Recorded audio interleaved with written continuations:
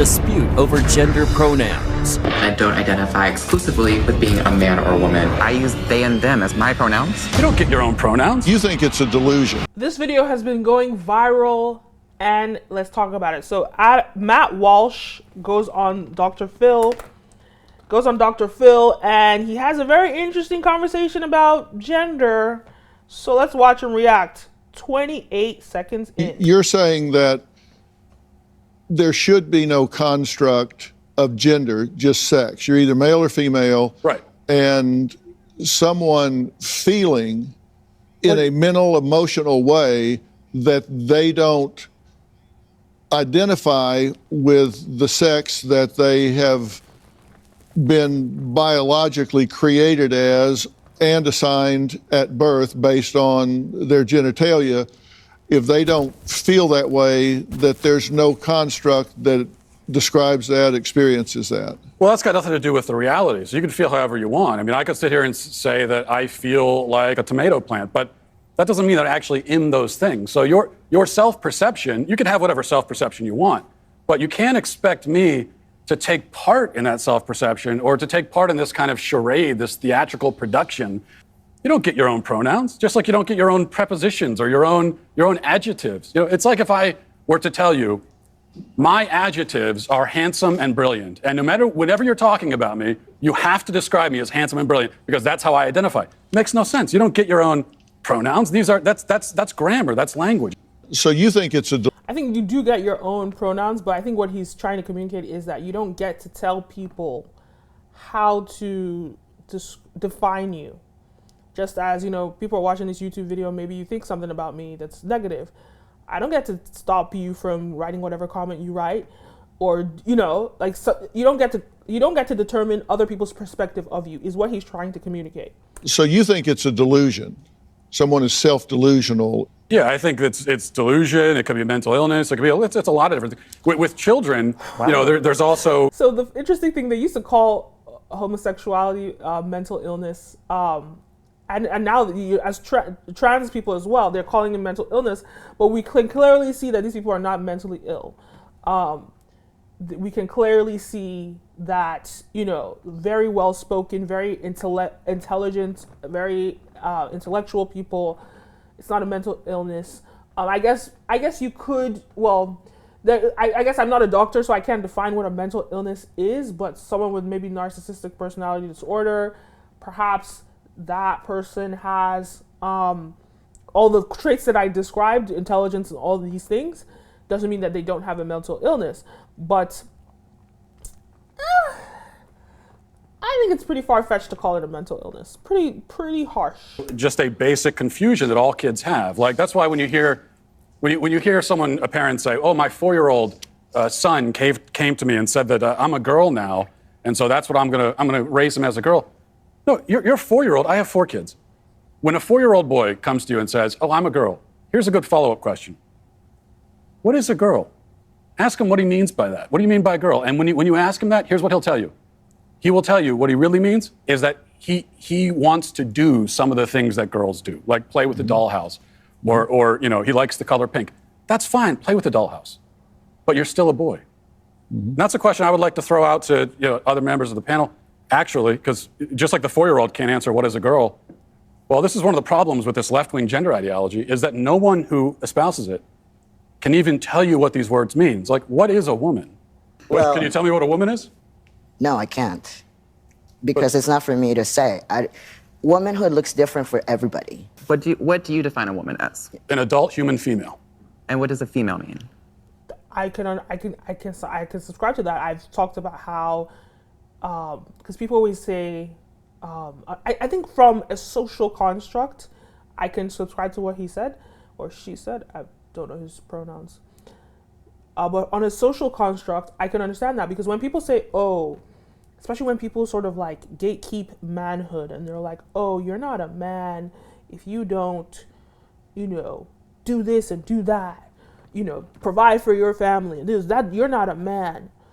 And sort of gatekeeping it from a social construct. I'm just like, you can't tell, nobody should tell you what it means to be a man. You tell yourself what it means to be a man. So from a social construct, I understand what she's saying, but from a biological standpoint, I understand what he's saying, and I understand like from both angles. You're watching the Kenim O Show, and I'm your host, Kenim O. This video is brought to you by mintedculture.com, where you can check out all of my content. I have several channels across social media: Brand Video Pro, the Kenim O Show, Stream OVG, and Stream OVG Business. But if you head on over to mintedculture.com, you can check out all my content in one place. Also, when you go on the website, you can book a one-on-one consultation or strategy call with me, and I can give you tips, tricks, and strategies in business, filmmaking, media, Web3, NFTs, all of the above. So head on over to mintedculture.com to find out more. Well, how that's do you define a someone with female reproductive organs.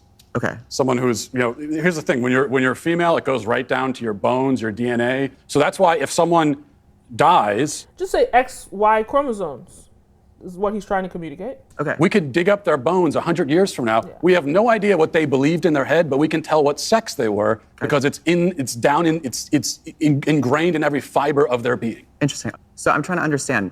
Your definition is that a woman is someone who is female, you said, right?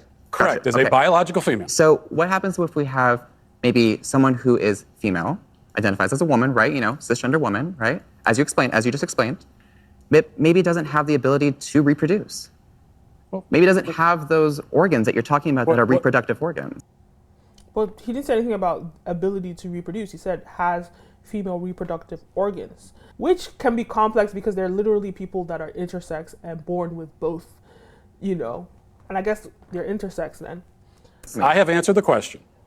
You stood up here and said trans women are women. Yes. Tell me what you mean. What is a woman? Womanhood is something that, just as Ethan explained, I cannot define because I am not But myself. you used the word, so what did you mean when you said trans women are women if you don't know what it means? Right?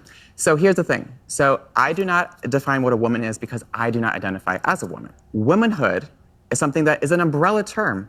It includes people That describes what? people who identify as a woman. Identify as what? As a woman. What is that? Was to each their own. Each woman, each man, each person is going to have a different relation with their own gender identity and define it differently. That doesn't- And so I'm not trans asking for women are women too. Okay. And you want to hold on. Say it again. Trans You women want are to women. reduce. What, you listen, won't even tell me what. So I've seen a lot of people react to this, and I don't get what they are not understanding here. Like I mean, okay, I do get it, and I understand it from a very right-wing perspective. But when it comes down to language, there's a lot of anger behind sort of the anti-trans movement. There's a lot of anger. It's almost this idea of like, how dare you? How dare you want to be different? How dare you want to tell me how to define you? Or how dare you change your gender, right?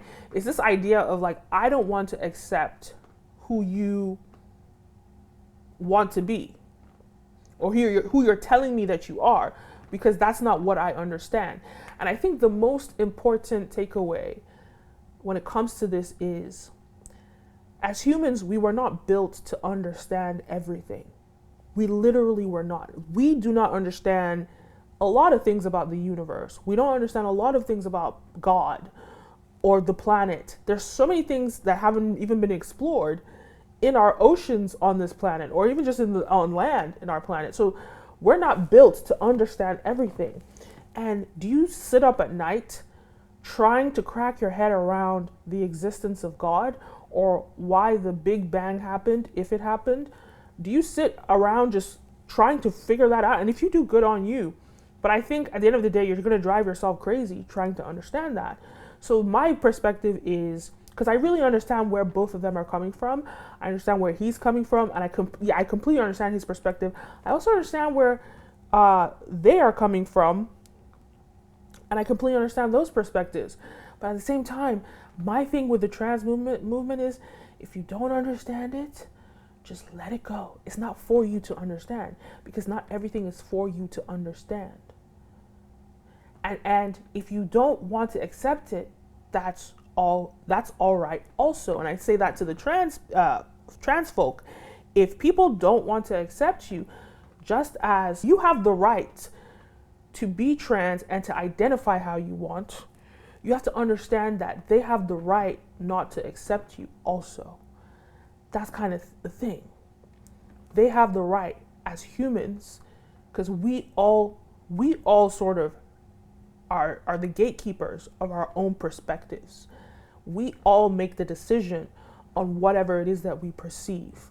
You know, what's the saying? There's his side, her side, and the truth, right?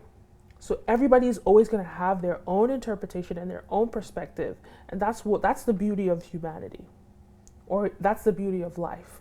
So I think a lot of trans folk need to understand that people do not have to accept you, just as you don't have to accept societal norms. But and then I want to land with, when it comes to a lot of people that are anti-trans or just not, or misinformed, I think like a lot of people just assume that the trans people are trying to be in a way selfish or something, or that they're just trying to, they always position it as if trans people are trying to have their cake and eat it too, or something of that sort.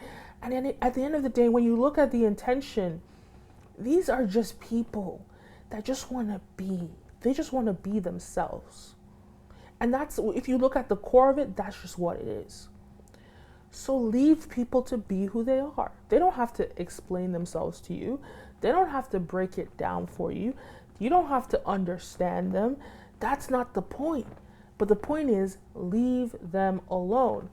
But it does get tricky when it starts affecting other people with the bathroom situations or whatever the case is. When it starts affecting other people, like basically somebody identifying as trans, that's fine internally. But when, you know, somebody's transness starts affecting somebody on the outside, when they start passing laws that affect people maybe sort of negatively, I can understand where there is sort of this sort of backlash on the other side. I really do see both sides. Because at the end of the day, look, when it comes to a bathroom, there's a reason why there's a man's bathroom and then there's a woman's bathroom, right? When it comes down to it, I think just on a basic fundamental level, it's the idea of, you know, whether a man is peeing on the seats, you know, or somebody with male reproductive organs is peeing on the seats, or not opening, you know, and there's pee on the seats, or it's left messy. I think that on a fundamental issue, there's a cleanliness issue that women don't like, because women actually have to sit on toilet seats to pee. So nobody wants to sit on piss, or nobody wants to go to a messy bathroom, because female bathrooms don't have urinals, right? So that's one thing, right? So from that perspective, I get it. And I think on one perspective, yes, there's an idea of like the safety issue with sharing bathrooms, but I think on a fundamental level, I think it's not even like a safety issue. I think it's more so a what I mentioned before, an issue of like urinals, or not the fact that we don't have urinals in female bathrooms. But ultimately, when it comes down to it, if I think about who's really at risk in a male bathroom is a trans woman. If a trans woman has to go into a male bathroom, her life is more at risk than if she goes into a female bathroom. I don't think women are threatened by that. I don't think women are threatened by that, but I think as a trans woman going into a male bathroom, that's a lot more dangerous for you. So I understand it's about an effort to protect trans people. And I think perhaps when there's money and resources, there should just be 3 bathrooms. You know, if there are 3 genders, there can be 3 bathrooms, you know. And so if that's when there's access to money, because also when there's access to money, sometimes there's just one bathroom. Sometimes there's just one genderless bathroom. But I can imagine the anxiety that trans people probably have to feel every time like they have to pee in public, because it's like, oh damn, I have to go into the male's bathroom, like a trans woman has to go into a male bathroom, or, you know, and that I can imagine Like a trans man can easily go into a male bathroom without any issues, right? But a trans woman going into a male bathroom, that's going to be noticed, or she's always going to be noticed, right? Let's keep going. Want to Word reduce means, though. So you that's want to the reduce problem. women, you want to reduce men down to maybe just their genetics, our genitals, No. our chromosomes, right? That's what you're What saying. you want to is that do is that's what we are at the end of the day. you want to do is appropriate women. You want to appropriate womanhood. Okay. And turn it into basically a costume that could be worn. That's deep. Appropriating womanhood and turning it into a costume.